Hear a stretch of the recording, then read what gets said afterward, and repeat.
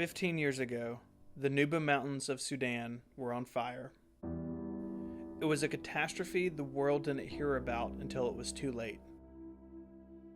Hundreds of thousands of people died in the genocide. Countless children were orphaned. But the people endured, and some survived.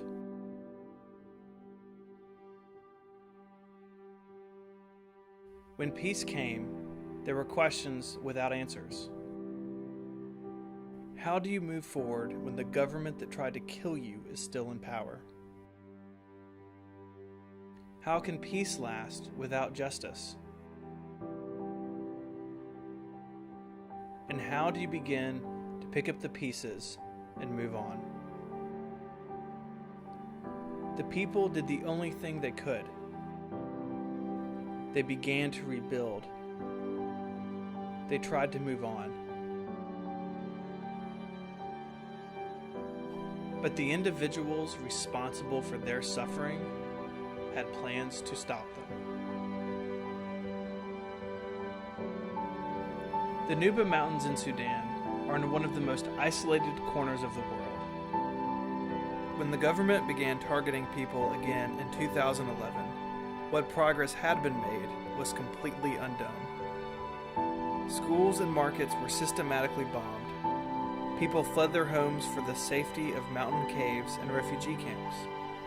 Society shut down. It is hard for us to imagine living in a situation like this. But injustice isn't new in our world, and when we see it, we never seem to know what to do. Have you ever wondered what would happen if we did know what to do? We know that when mass violence is allowed to continue for this long, society will shut down. Sudan is no different. Before the Sudanese government's latest war, there were over 250 schools serving tens of thousands of children and their communities. Today, less than 100 remain open, and most of them are barely functioning. Over 25,000 children have fled the Nuba Mountains, and currently, they have no hope for a better future. Every single week, they suffer more than 1 million wasted hours that should be spent in a classroom. This means that the only future these children have is one plagued by war. For years, we've promised to meet our Sudanese friends where they are. We've worked together to document the war and to deliver emergency relief to communities caught on the front lines. Today, the Sudanese face increasingly complicated challenges that threaten their very future. Education is one of the most pressing, and that's why we are working on a project called Endure. Working with local partners, we have identified teachers who were forced to flee their classrooms after the Sudanese government targeted their schools. Just like the children they want to instruct, these teachers are sitting in refugee camps, unable to rewrite their own future. They want to get back to work, and we want to help get them there. This is the future we see, a community of fundraisers and donors working together to get teachers, local leaders, and communities the resources they need to get thousands of kids back in the classroom.